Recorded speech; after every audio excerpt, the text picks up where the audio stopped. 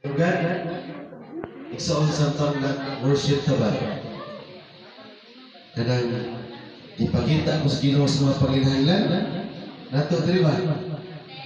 Pakita o kaya natin kanang pulpit stand, dungan makahanga kanang electric fan, o ceiling fan, o wall fan.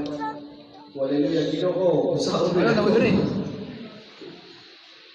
Sometimes may exalt ang Diyos, mapakita din siya mga butang ng through spiritual eyes ba?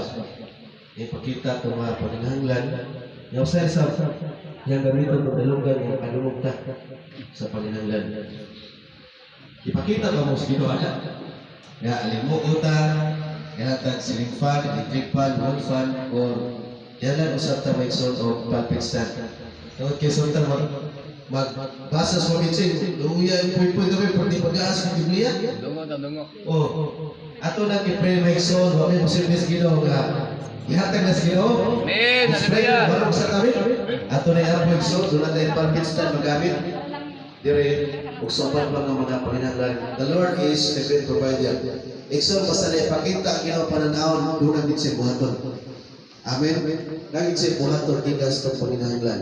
Yes, Abba Father, we acknowledge your name, Father God, na kami, Ginoong Diyos, ikaw nagapakita, ikaw nagapanimuha sa aming kinabuhi.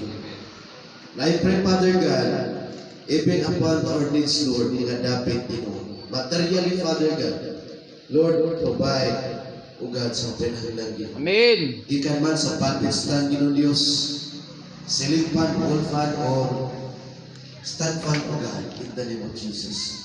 We believe, Lord, that you are the source of all resources.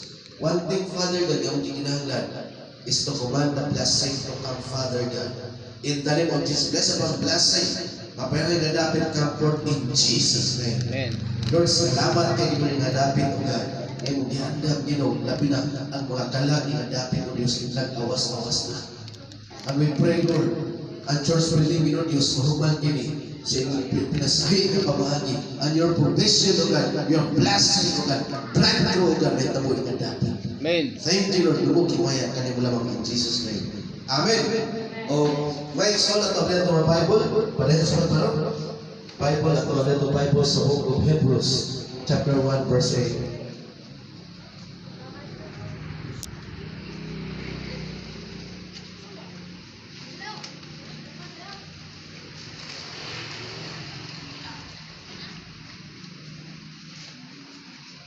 Kita niyo exalt.